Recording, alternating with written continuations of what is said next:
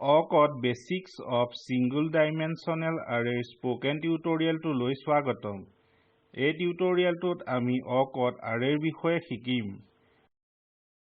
Array elements assign কৰিবলৈ কেনেকৈ ভিন্ন হয় array সমূহৰ পৰা অন্য programming languageত আৰু array এটাৰ elements refer কৰিবলৈ আমি ইয়াক কিছু উদাহৰণৰ দ্বাৰা কৰিম। এই টিউটোৰিয়েলটো ৰেকৰ্ড কৰিবৰ বাবে মই Ubuntu Linux 16.04 অপাৰেটিং সিস্টেম আৰু gedit টেক্সট এডিটৰ 3.20.1 ব্যৱহাৰ কৰিছো। আপুনি নিজৰ পছন্দৰ যিকোনো টেক্সট এডিটৰ ব্যৱহাৰ কৰিব পাৰে। এই টিউটোৰিয়েলটো অভ্যাস কৰিবলৈ আপুনি আমাৰ ৱেবছাইটত আগৰ awk টিউটোৰিয়েলছ চাব লাগিব। আপোনাৰ C বা C++ৰ দৰে যিকোনো প্ৰগ্ৰামিং লেংগুৱেজৰ কিছু জ্ঞান থাকিব লাগিব। যদি নাই তেন্তে অনুগ্ৰহ কৰি আমাৰ ৱেবছাইটত সংগত টিউটোৰিয়েল চাওক। এই টিউটোৰিয়েলত ব্যৱহৃত ফাইলসমূহ এই টিউটোৰিয়েল পেজৰ কোড ফাইলছ লিংকত উপলব্ধ। সিহঁতক ডাউনলোড আৰু এক্সট্ৰেক্ট কৰক। awkward array এটা কি হয়? awk এ সংগত এলিমেন্টছ জমা কৰিবলৈ arrayসমূহক সমৰ্থন কৰে। এলিমেন্টছ হ'ব পাৰে এটা নাম্বাৰ বা এটা ষ্ট্ৰিং। awkward arrayসমূহ associative হয়। ই বুজায় যে প্ৰতিটো array element এটা index value pair হয়। অন্য programming languageত ই দেখিবলৈ arrayসমূহৰ দৰে অতি একে হয়, কিন্তু তাত কিছু দৰকাৰী পাৰ্থক্য থাকে। প্ৰথমে আমি array এটাক ব্যৱহাৰ কৰাৰ আগতে declare কৰিব নালাগে। লগতে arrayটোত কিমান elements থাকিব তাক ঘোষিত কৰিব নালাগে। Programming languageত array index সাধাৰণতে এটা positive integer হয়। Index সদায় আৰম্ভ হয় 0ৰ পৰা পাছত 1 পাছত 2 এনেদৰেই যায়। কিন্তু awkত index যিকোনো হ'ব পাৰে, যিকোনো নাম্বাৰ বা এটা string। এইটো হৈছে awkত array element এটা assign কৰাৰ গাঁথনি। array name যিকোনো বৈধ ভেৰিয়েবল নাম হ'ব পাৰে। ইয়াত index এটা integer বা এটা string হ'ব পাৰে। strings দ্বৈত উদ্ধকমাৰ ভিতৰত লিখিব লাগিব, লাগিলে ই index name বা এটা ভেলু হওক। আহক ইয়াক এটা উদাহৰণৰ সৈতে বুজো। মই ইতিমধ্যে কোডটো লিখিলো আৰু ইয়াক array_intro.awk হিচাপে সেভ কৰিলো। এই ফাইল প্লেয়াৰৰ তলত কোড ফাইলছ লিংকত উপলব্ধ। ইয়াক ডাউনলোড কৰি ব্যৱহাৰ কৰক। ইয়াত মই সপ্তাহৰ দিনক এটা উদাহৰণ হিচাপে লৈছো আৰু ইয়াক begin sectionৰ ভিতৰত লিখিছো। ইয়াত arrayৰ নামটো হৈছে day। মই index 1 হিচাপে আৰু ভেলু Sunday হিচাপে সেট কৰিছো। এই array elementত মই index হিচাপে এটা string ব্যৱহাৰ কৰিছো। গতিকে index firstৰ বাবে ভেলু হৈছে Sunday।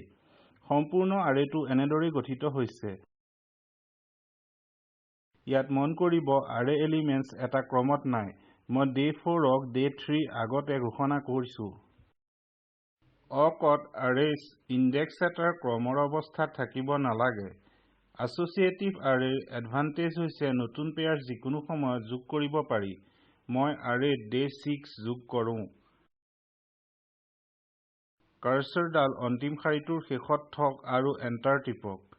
পাছত নিম্নখিনি লিখক। ফাইলটো সেভ কৰক। আমি array ঘোষণা কৰিলো, কিন্তু কেনেকৈ আমি array elementক ৰেফাৰ কৰিম?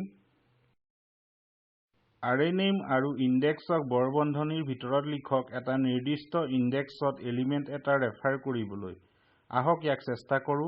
পুনৰ এবাৰ কোডলৈ যাওক। কাৰ্চৰডাল বন্ধ কুটিল বন্ধনীৰ আগত থওক। এণ্টাৰ টিপক আৰু লিখক print space day বৰবন্ধনীৰ মাজত 6। কোডটো সেভ কৰক।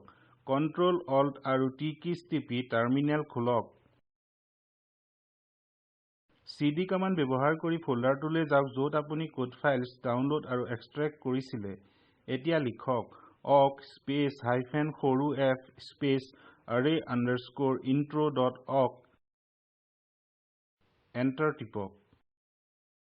চাওক আমি Friday আউটপুট হিচাপে পাওঁ। পাছত আমি চাম এটা বিশেষ ইনডেক্সত array এটাত কোনো এলিমেন্ট অৱস্থিত নেকি। ইয়াৰ বাবে আমি in অপাৰেটৰ ব্যৱহাৰ কৰিব লাগিব। মই ইয়াক এটা উদাহৰণৰ সৈতে বৰ্ণনা কৰিম। কোডটোলৈ ঘূৰি যাওক এডিটৰ উইণ্ডোত। কাৰ্চৰডাল প্ৰিণ্ট ষ্টেটমেণ্টৰ শেষত থওক আৰু এণ্টাৰ টিপক। পাছত দৰ্শিত ধৰণে লিখক, কোডটো ছেভ কৰক। এতিয়া মই দুটা ইফ কণ্ডিশ্যনছ যোগ কৰিলো। প্ৰথম ইফ কণ্ডিশ্যনে ইনডেক্স 2 ডেট অৱস্থিত হয় নেকি চাই। যদি হয় তেন্তে সংগত প্ৰিণ্ট ষ্টেটমেণ্ট এক্সিকিউট হ'ব। পাছত দ্বিতীয় কণ্ডিশ্যনে ইনডেক্স 7 ডেট অৱস্থিত হয় নেকি চাই। ই প্ৰিণ্ট ষ্টেটমেণ্টক এক্সিকিউট কৰিব যদি ই ট্ৰু হয়। আমি দেখাৰ দৰে ইনডেক্স 2 আৰেত আছে আৰু 7 নাইকিয়া। আহক এই ফাইলটো এক্সিকিউট কৰোঁ আউটপুটক প্ৰমাণ কৰিবলৈ। টাৰ্মিনেললৈ যাওক। আগতে এক্সিকিউট কৰা কমাণ্ড পাবলৈ আপ এৰো কী টিপক। এক্সিকিউট কৰিবলৈ এণ্টাৰ টিপক। আমি আশা কৰাৰ দৰে আউটপুটটো পাওঁ। আমি এতিয়া কোডটোত কিছু অধিক সলনি কৰিম। ইয়াত দেখুওৱা ধৰণে কোডক আপডেট কৰক। ডে কণ্ডিশ্যনত 7ৰ তলত মই আৰু এটা কণ্ডিশ্যন যোগ কৰিলো। ই ইনডেক্স 7ৰ ভেলুটো নাল হয় নে নহয় চাব। যদি ট্ৰু হয় ই প্ৰিণ্ট কৰিব ইনডেক্স 7 ইজ নট নাল। আমি ইতিমধ্যে জানো যে আমাৰ 7ৰ সৈতে কোনো ইনডেক্স নাই, গতিকে ই একো প্ৰিণ্ট নকৰে। পাছত আমি ডেট কণ্ডিশ্যন 7ৰ প্ৰিণ্ট ষ্টেটমেণ্ট সলালো। কোডটো ছেভ কৰক। আহক চাওঁ কি হয় যেতিয়া আমি কোডটো এক্সিকিউট কৰোঁ। টাৰ্মিনেললৈ যাওক। আগতে এক্সিকিউট কৰা কমাণ্ড পাবলৈ আপ এৰো কী টিপক। এক্সিকিউট কৰিবলৈ এণ্টাৰ টিপক। আমি এটা আশা নকৰা আউটপুট পালো। Statement index 7 is present after নাল কম্পাৰিজন প্ৰিণ্ট হৈছে। ই কেনেকৈ সম্ভৱ? যেতিয়া আমি লিখোঁ day of 7 not equal to নাল, আমি ইনডেক্স 7ত এলিমেণ্টটো এক্সেছ কৰিবলৈ চেষ্টা কৰিছো। এই এক্সেছে নিজে প্ৰথমে ইনডেক্স 7ত এলিমেণ্ট এটা বনাব আৰু ইয়াক নাল ভেলুৰে ইনিচিয়েলাইজ কৰিব। পাছত আমি চাবলৈ চেষ্টা কৰিছো যে ইনডেক্স 7ত প্ৰকৃততে কোনো এলিমেণ্ট অৱস্থিত নেকি।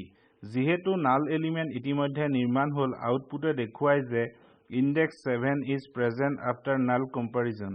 গতিকে ইয়াক মনত ৰাখিব। Day at index 7 not equal to নাল হৈছে এলিমেণ্ট এটাৰ অৱস্থিতি চাবলৈ এটা ভুল পথ। ই ইনডেক্স 7ত এটা নাল এলিমেণ্ট বনাব। গতিকে আমি ইন অপাৰেটৰ ব্যৱহাৰ কৰিব লাগিব। ই আৰেত কোনো অতিৰিক্ত এলিমেণ্ট নবনায়। ইয়াৰ সৈতে আমি এই টিউটৰিয়েলৰ শেষ পালোহি। এই টিউটৰিয়েলটোত আমি শিকিলো অকড আৰেৰ বিষয়ে, আৰে এলিমেণ্টছ এছাইন কৰিবলৈ, কেনেকৈ ভিন্ন হয় আৰেসমূহৰ পৰা অন্য প্ৰগ্ৰামিং লেংগুৱেজত, আৰে এটাৰ এলিমেণ্টছ ৰেফাৰ কৰিবলৈ। এটা অনুশীলনী হিচাপে এটা আৰে ফ্লাৱাৰ কালাৰ সূচিত কৰক। ইনডেক্স হ'ব ফ্লাৱাৰ্ছৰ নামবোৰ। মান হ'ব ফ্লাৱাৰ্ছৰ সংগত কালাৰ। আপোনাৰ পছন্দৰ যিকোনো 5টা ফ্লাৱাৰৰ বাবে এণ্ট্ৰিজ ভৰাওক। চতুৰ্থ ফ্লাৱাৰৰ কালাৰটো প্ৰিণ্ট কৰক। আৰেটোত লটাছ ফ্লাৱাৰটো আছে নেকি চাওক। তলৰ লিংকৰ ভিডিঅ'টোৱে স্পকেন টিউটৰিয়েল প্ৰকল্পৰ মূল ভাৱ দৰ্শায়। অনুগ্ৰহ কৰি ইয়াক ডাউনলোড কৰি চাওক। স্পকেন টিউটৰিয়েল প্ৰকল্পৰ দলে স্পকেন টিউটৰিয়েল ব্যৱহাৰ কৰি কৰ্মশালা পাতে আৰু অনলাইন পৰীক্ষা পাছ কৰিলে প্ৰমাণপত্ৰ দিয়ে। অধিক তথ্যৰ বাবে অনুগ্ৰহ কৰি আমালৈ লিখক। সময়ৰ লগত আপোনাৰ প্ৰশ্ন এই ফৰামত পোষ্ট কৰক। স্পকেন টিউটৰিয়েল প্ৰকল্প NMEICT MHRD ভাৰত চৰকাৰৰ দ্বাৰা সমৰ্থিত। এই মিছনৰ বিষয়ে অধিক তথ্য এই লিংকত উপলব্ধ। মই মৌচুম হাজৰিকা। সংযোগ কৰাৰ বাবে ধন্যবাদ।